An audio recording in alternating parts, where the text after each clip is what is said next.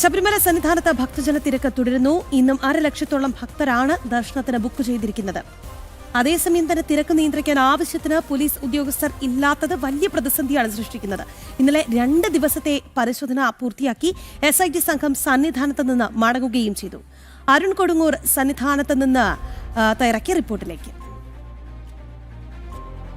ഭക്തിസാന്ദ്രമായ ഒരു അന്തരീക്ഷത്തിലാണ് ശബരിമല സന്നിധാനം ഉള്ളത്. പുലർച്ചെ 5 മണിക്കാണ് നട തുറന്നത്. നട തുറന്നപ്പോൾ മുതൽ തന്നെ അണമുറിയാത്ത ഭക്തജന പ്രവാഹമാണ് ഭഗവാന്റെ തിരുമുന്നിലേക്ക് ഇങ്ങനെ ഒഴുകി എത്തിക്കൊണ്ട് ഇരിക്കുന്നത്. എന്തായാലും വലിയ രീതിയിലുള്ള ഒരു ഭക്തജന തിരക്ക് ഇന്നും അനുഭവപ്പെടുന്നു. ഇന്നും 1.5 ലക്ഷത്തിലധികം ഭക്തർ ഭഗവാനെ ദർശനത്തിനായി വെർച്വൽ ക്യൂ വഴി ബുക്ക് ചെയ്തിട്ടുണ്ട്. ഇന്നലെയും 1.5 ലക്ഷത്തോളം ഭക്തർ ഭഗവാനെ ദർശിക്കാനായി എത്തിയിട്ടുണ്ട്. എന്നാലും വരും ദിവസങ്ങളിലും ഈ 50,000-ഓളം ഭക്തരാണ് ഈ ഭഗവാനെ ദർശിക്കാനായി വെർച്വൽ ക്യൂ വഴി ബുക്ക് ചെയ്തിരിക്കുന്നത്. എന്തായാലും സമാനമായ ഒരു തിരക്ക് ശബരിമല സന്നിധാനത്ത് അനുഭവപ്പെടുന്നുണ്ട്. എന്തായാലും ഈ ഏറ്റവും പ്രധാനപ്പെട്ട ഒരു പ്രശ്നം എന്നത് ഈ തിരക്ക് നിയന്ത്രിക്കുന്നതിന് കാര്യമായ പോലീസ് സംവിധാനമില്ലാതെ പോലീസ് ഉദ്യോഗസ്ഥരെ വേണ്ടത്ര നിയോഗിക്കാത്തത് ഒരു ചെറിയ പ്രതിസന്ധി ഉണ്ടാക്കുന്നുണ്ട്.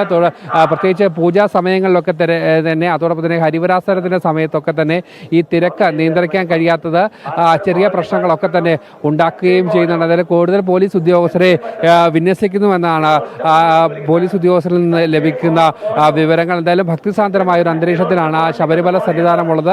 ഇന്നലെയാണ് SIT ഈ പൂർണ്ണമായും പരിശോധന സ്വർണ്ണപ്പാളികളിലെ പരിശോധന പൂർത്തിയാക്കി സാമ്പിളുകൾ ശേഖരിച്ചതിന് ശേഷം ശബരിമല സന്നിധാനത്തു നിന്നും മടങ്ങിയത്. സാമ്പിളുകളുടെ പരിശോധനാ ഫലം അതുതന്നെയാണ് ഈ കേസിനെ സംബന്ധിച്ചോളം ഏറ്റവും നിർണായകമാകുന്നത്. എന്തായാലും പരിശോധനാ ഫലത്തിനായി ഇനി SIT സംഘം കാത്തിരിക്കുകയാണ്. ഇന്നലെ രാത്രിയോടെയാണ് പരിശോധന പൂർത്തിയാക്കി SIT സംഘം ശബരിമല സന്നിധാനത്തു നിന്നും മടങ്ങിയിരിക്കുന്നത്. എന്തായാലും വലിയ രീതിയിലുള്ള ഒരു ഭക്തജന തിരക്ക് അത് വരും മണിക്കൂറുകളിലും ഉണ്ടാകാനുള്ള ഒരു സാധ്യതയാണ് നിലവിലുള്ളത്.